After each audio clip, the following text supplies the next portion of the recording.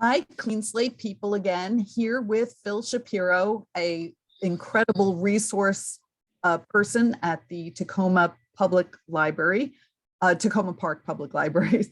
And Phil, you were speaking about how newspapers and libraries could intersect in a way that would allow people to have more connection with the news conversation and for newspapers to receive more interaction from people in the community, especially those who may not particularly communicate on the written page as well.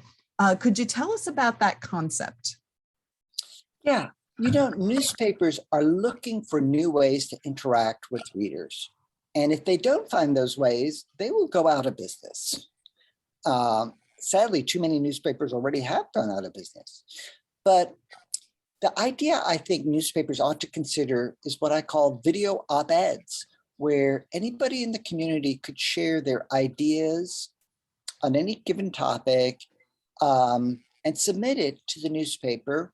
And the newspaper would maybe summarize just in 1 or 2 sentences some of these submissions, and then anybody who's reading the newspaper can go and see the video op-ed as a link from the newspaper's website.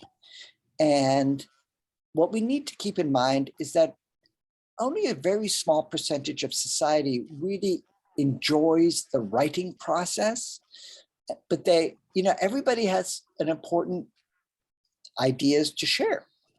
And so what we could have is public libraries have like a photo booth, a video booth, where somebody could just sit down, maybe even somebody who's unhoused, and we find a way that they can share their ideas on any topic and submit it to the newspaper.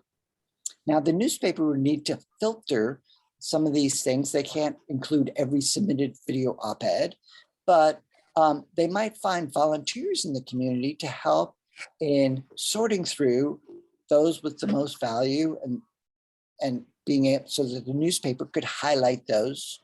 But I do think we need to explore as a community ways that newspapers can interact better with readers, and the readers themselves need to have a much more active role in the process of exploring this. So newspapers typically have been pretty arrogant, if you think about it. You send a submission to them and they'll get back to you sometimes, and sometimes the newspaper might even print something, you send them a letter to the editor, they might print it and not even tell you, they printed your letter to the editor. But I think there's very interesting possibilities that ought to be explored.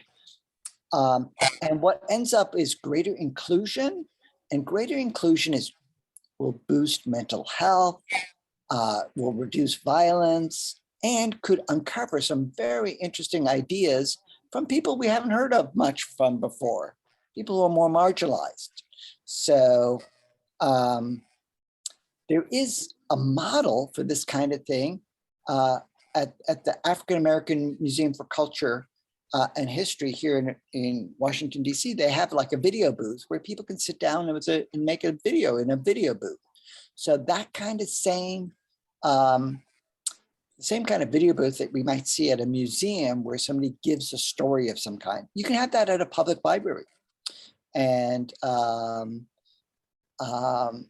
then have people just sit down. We want to have people with zero technical skills and zero ownership of equipment to be able to just sit down and say what's something that they've been thinking about.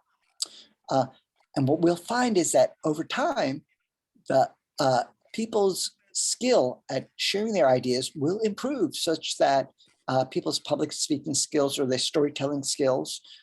So in the first year, things are a little bit rough edged, but in the second or third year, things like,